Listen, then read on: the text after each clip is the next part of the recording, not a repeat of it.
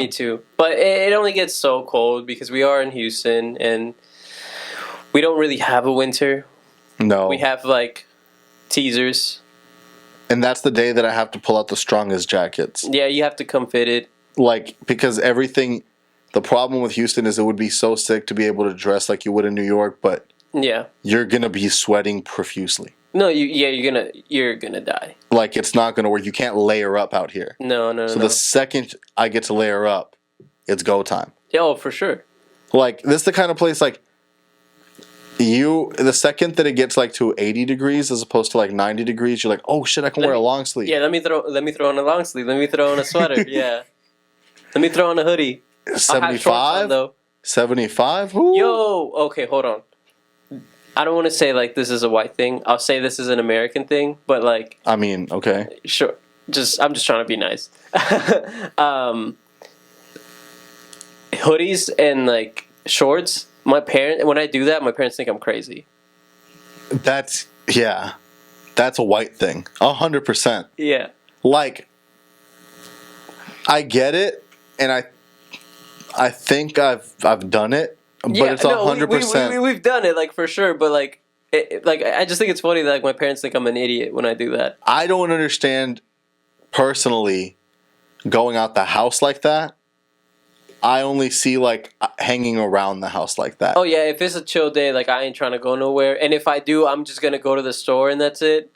I just think there's something about legs not getting as cold in general for some reason. Mm-hmm. Like you can kind of like chill with your legs out and it's not as bad. I mean, no, but I've seen some wild stuff. Like me and my family went to Colorado a couple years back to back, and we'd be like out in the mountains where it's like snowing. Then there'd be dudes like with like the puffy jacket on, and like the North Face jacket, and then like shorts. There's certain people that literally have this. They just happen to be Caucasian, but you know, it's a white thing. But there's something about certain white people for some reason where they don't like to wear pants. Like it's a legit thing. Yeah. They're like, I don't care what it is. I was the other way around. I hated showing my. Yeah, it wasn't even until recently. Yeah, until recently you see me in shorts. I don't even know if I've seen you in shorts, but for me recently is when I feel like I finally was like, you know what, shorts might be the wave. Yeah. Like during the summer, especially like when we have to embrace it. Yo, COVID made me think shorts are the wave.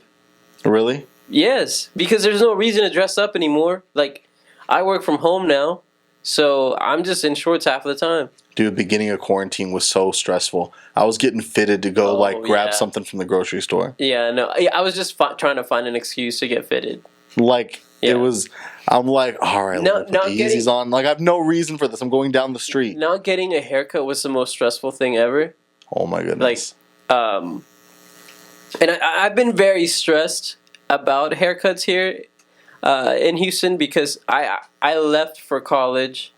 And I when you do the math of how long I've been out of Houston, I was gone for about 6 years. Damn. Because I stayed in NAC for an extra 2 years to work. So in that time, I got a real barber in NAC who like knows what I like and knows how to cut my hair, and he's just clean with it. Shout out Sapo, the homie, bro. He's just like he's got me. And anytime I go back, I tell him, I'm like, bro, people just don't cut like you in Houston. Maybe they do, I just don't know. We just haven't, or you just haven't found. I just haven't found the right place. Now, granted, also everything's cheaper over there. So like a good haircut over there is like plus tip. You're looking at like $20. Okay. A good haircut here plus tip, $50.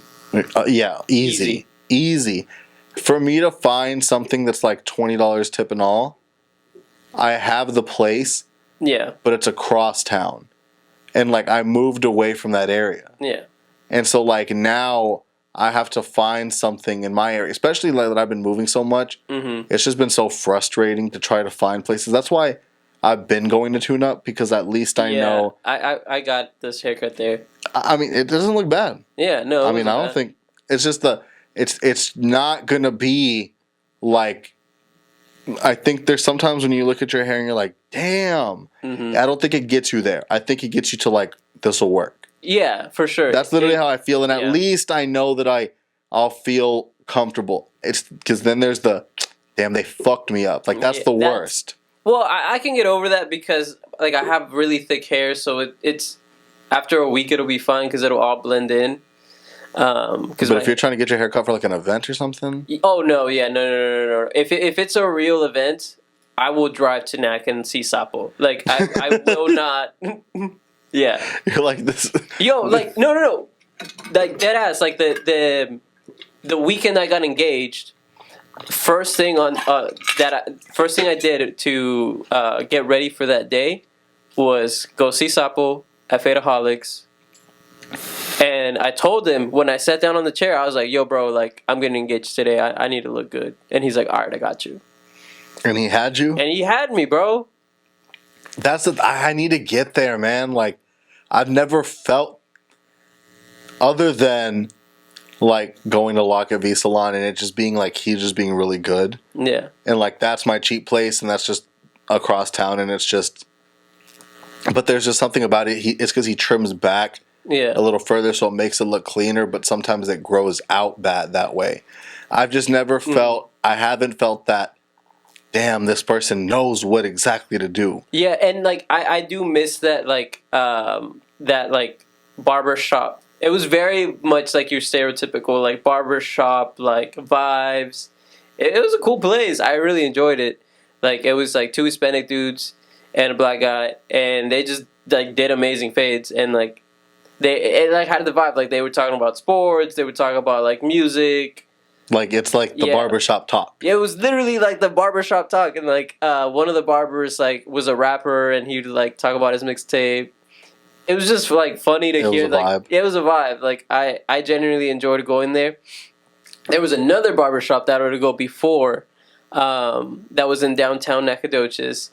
I'm not gonna say their name because I didn't have like the best experience there.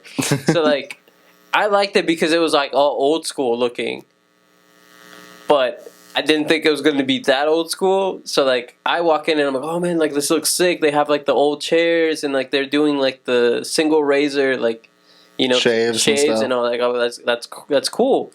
And then I would go and it would be fine.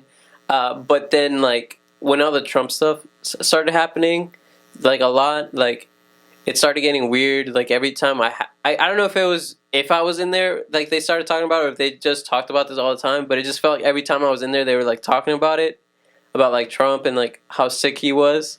And then I think like the one thing that happened when I was like finally over this place, where I was like, I'm done. Like it was when I remember like you would have to like sign in, and there was one other Hispanic dude in there. He was a little darker than me.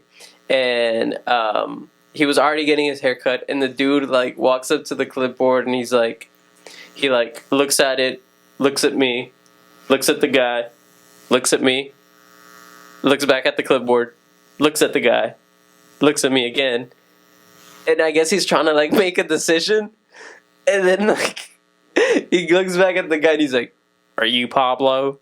And then he's like, "No, man, I think that's him." And I was like, "Yeah, that's me." And then he's like, "All right." But I don't know, like it just like I don't know why it left such a bad taste in my mouth that I was like, I need to find a new place. Because he was literally trying to figure out whose name it was by specific looks. Like he was trying to reduce you guys down. Who's more Mexican looking? Yeah, like Pablo sounds pretty Mexican. Let's see. He definitely looks more Mexican, but goddamn, Pablo's a Mexican-ass name. Yeah. And I guess, like, we don't dress, like, stereotypical, like, Hispanic, which is, if that's what he was going for. Yeah. Maybe that's what, like...